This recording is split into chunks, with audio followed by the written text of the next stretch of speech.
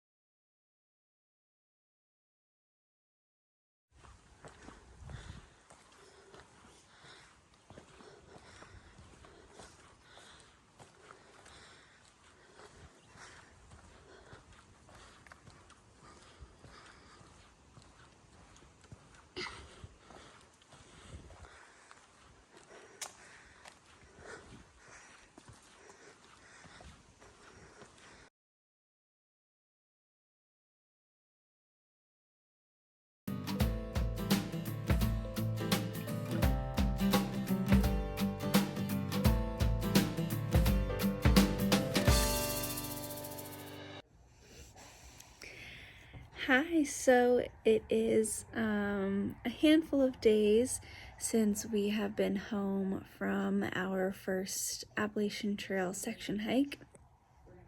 And the first couple of days definitely was trying to get more used to videoing and talking on videos. So not a lot of talking going on, especially for day one, but just wanted to kind of do a recap video. So day one consisted of more miles than expected. We ended up getting blocked on the Forest Service road up to Springer Mountain parking lot by blowdowns from a storm that happened a couple days before we got there. So we ended up having to walk almost a mile with 700 feet of elevation even before we got on the trail. So that was quite unexpected and added to the toughness of the day. But yeah, the first day we did 17.3 miles. We went the 1 mile south from Springer Mountain parking lot to Springer Mountain to get a picture with the plaque and the first white blaze and all of that good stuff. And then we went obviously back north a mile to the Springer Mountain parking lot and continued hiking north.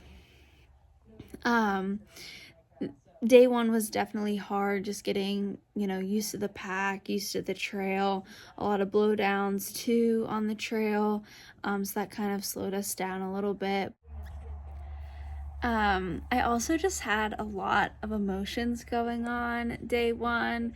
Was just so excited to be out there and kind of couldn't believe that, like we were on Springer Mountain, we were starting, this was real. It was a pretty surreal moment for me, and a moment that I had thought about for so long. So there's a lot of excitement and honestly a lot of nerves too. I don't even know why. I just was kind of nervous, but mainly excited. And so yeah, we obviously started at Springer Mountain, and we took a lunch break at Long Creek Falls, which was like a .1 blue blaze, and it was so beautiful. It was one of my favorite spots along the trail, and so cool that we got to see that on the first day. And that is a previous picture in this video. So that was really, really nice, and a perfect lunch spot and a good photo op too. So we stopped there for lunch, and then we hiked on. We climbed, I'm looking here, we climbed Sassafras Mountain day one. So we had some good elevation. I'm not 100% sure of the elevation on day one. I'll have to take a look at that.